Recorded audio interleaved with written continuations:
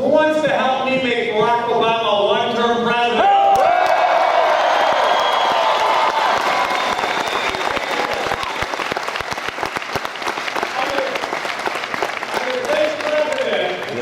Sadly, we have added over $5 trillion of debt, new debt, to our economy.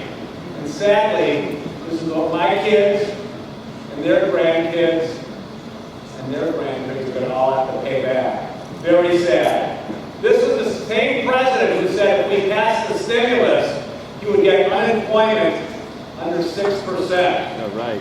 That has not been the case.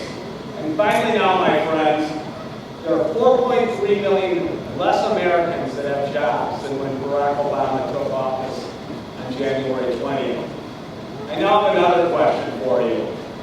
Can we afford 4 more years of Barack Obama? No! What is that? No! I'll tell you, we in Wisconsin, the eyes of the nation have been on us for the last 18 months. You think about everything that we have been through. They could not handle 2010 where like Scott Walker, Ron Johnson.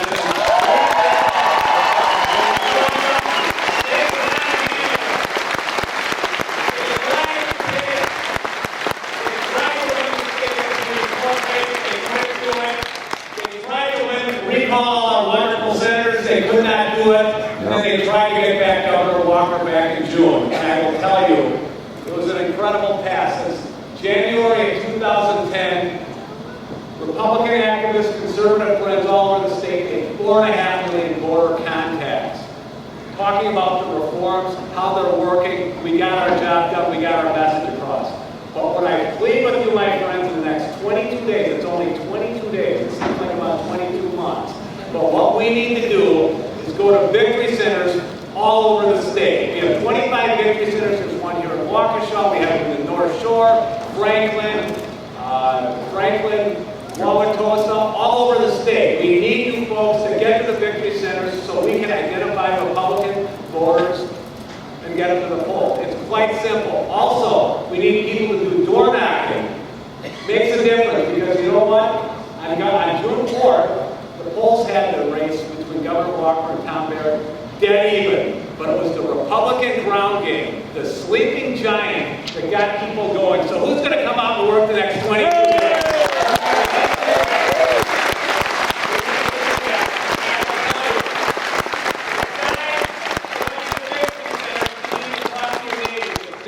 Neighbors. Everybody has their spheres of influence. You go to church, you go to a synagogue, you take your kids to soccer practice. Now is the time to tell your friends about Romney Ryan or Governor Thompson in his U.S. Senate race. We can't sit back now because, you know, on November 7th, we don't want to sit back and go, boy, we came close. Because, you know, in 2000, we lost the state by 5,700 votes.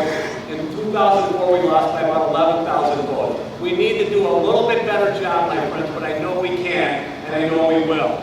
And now it's my privilege to introduce you a wonderful person. In 2010, the Republicans, like I said earlier, we took back, we won the governorship, we won the Senate, we won the state U.S. Senate. We also took back both houses of the legislature. And for the first time in 4 years, the Republicans now control the state Senate. And what happened was, Governor Doyle gave him a nice party gift, a $3.6 billion deficit. And that was a really tough thing for us to handle. But you know what? Senator Alberta was head of the Joint Finance Committee. They're rolling up their sleeves. They actually passed the budget. They balanced the budget. They took 3 points. They dug us out of a $3.6 billion deficit without raising taxes, without stealing money from the segregated funds, and it was an honest budget. And I'll tell you, for doing such a wonderful job, Senator Dowling, what did they do? They decided to recall her. And then, you know, after this mess Governor Doyle gave us, they recalled her. But you know what? After spending $8 million against her, trying to savage her, it's amazing seeing her in public. She was had words in her head. She was very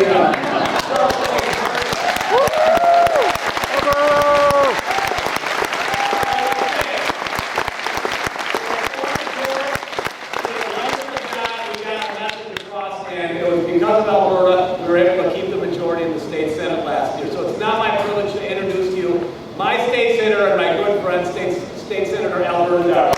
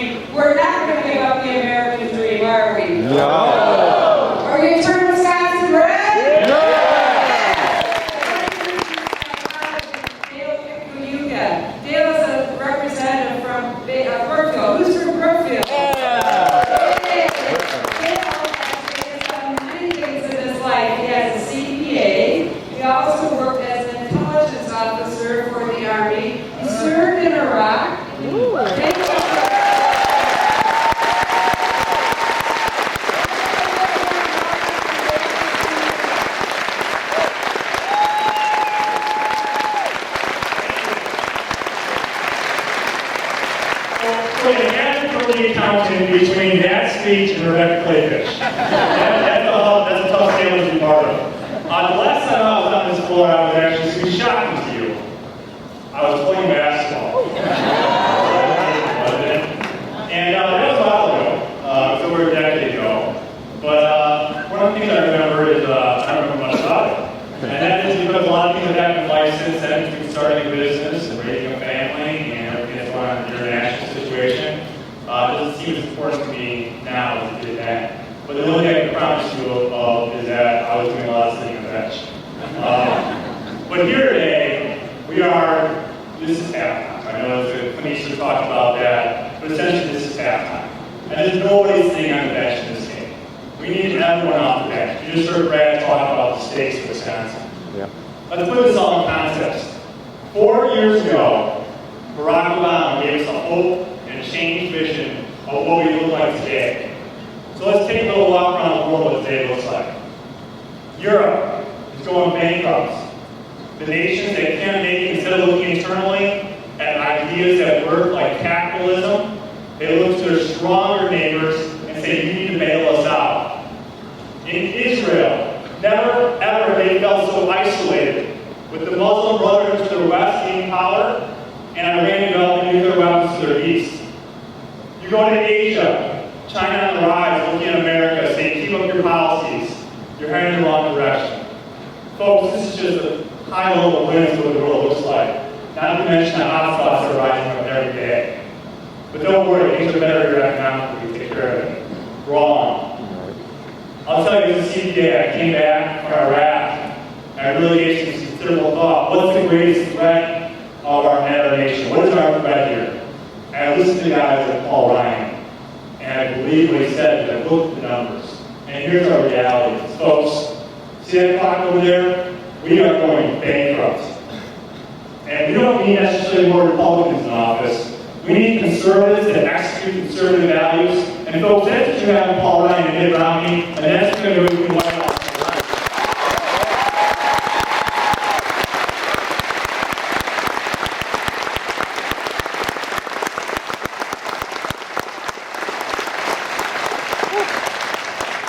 Folks, this is the tip of the spear.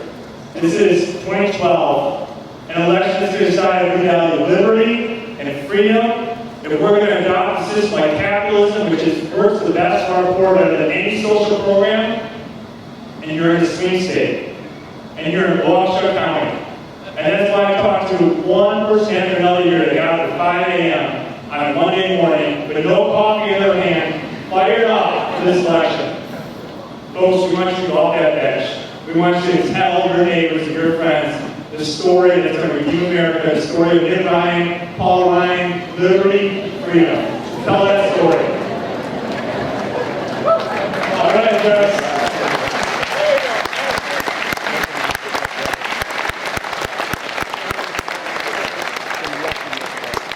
I want to address my good friend and Lieutenant Governor Rebecca Kleefisch.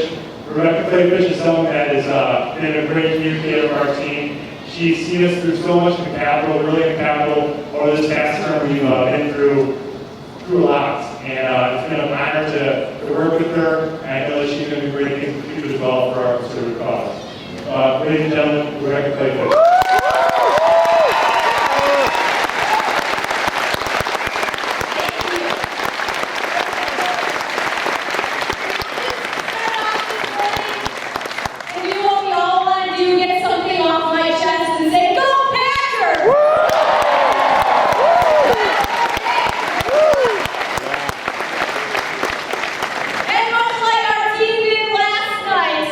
Isn't Paul Ryan elevating the game of every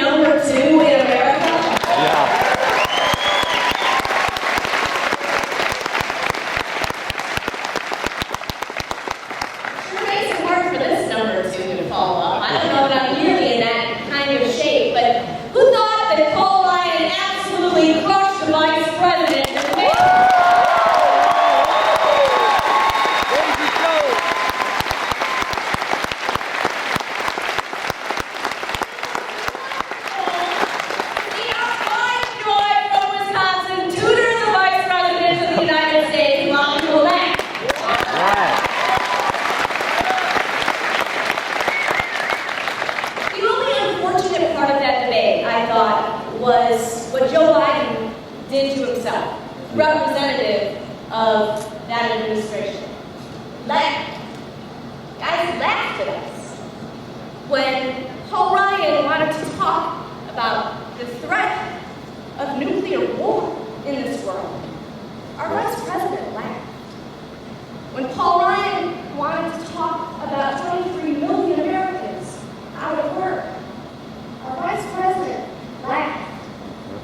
When Paul Ryan wanted to talk about the fact that under a Romney-Ryan administration, there would be 12 million new jobs created, your vice president laughed at you. We can't afford someone who makes fun and dismisses the struggles of an American people who desperately need help. We cannot afford 4 more years of Obama Biden. It is time for Romney Ryan to come back to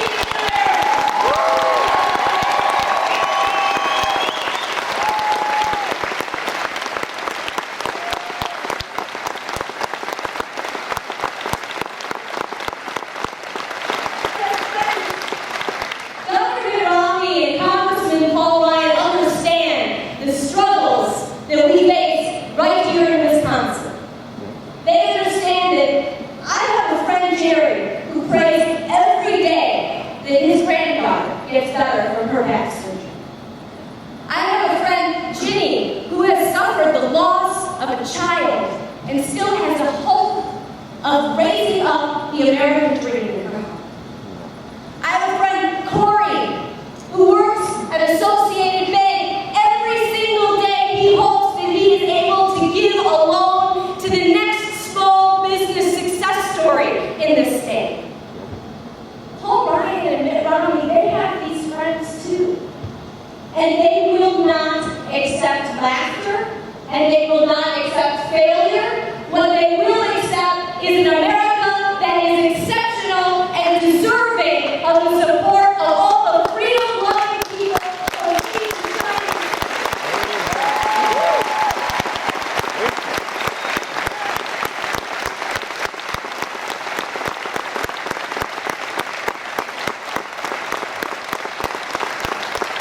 My family's from Wisconsin, and I was down in Tampa recently visiting with my grandfather, who is a Medicare senior. You hear a lot of talk about that these days. And he told me a story that 3 months after he graduated from high school, he was on a warship steaming toward Germany.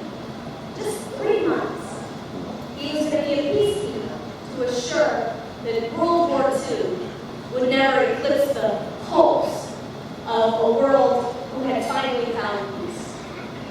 The World War II generation, the greatest generation in this country, was exceptional for serving. But this generation, this group of Americans who are trying to make sure that this country realizes all her greatest hopes, this generation is exceptional too. And Paul Ryan and Mitt Romney will assure that my children and your grandchildren all have a hope of an exceptional America. So are we going to make sure that they are leading America well into the future? Yeah.